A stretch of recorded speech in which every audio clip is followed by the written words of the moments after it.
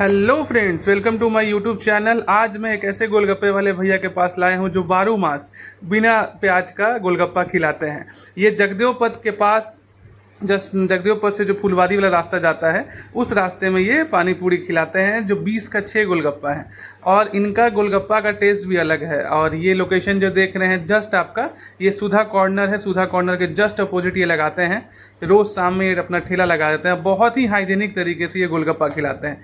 जिस तरह से आप देखिएगा, अभी आगे मसाला भी ये बना रहे हैं ना, तो ग्लव्स पहन के, बिना ग्लव्स के मसाला भी नहीं बनाते हैं। और कोई भी टच नहीं होता है, मतलब इनका हाथ वो पूरा ग्लव्स पहन कर पानी भी देते हैं बिना आपका टच किए हुए। और ऐसा नहीं कि गोलगप्पा का साइज़ में कंप्रोमाइज़ है, गोलगप्पा भी बहुत बड़े बड़े हैं। आइए।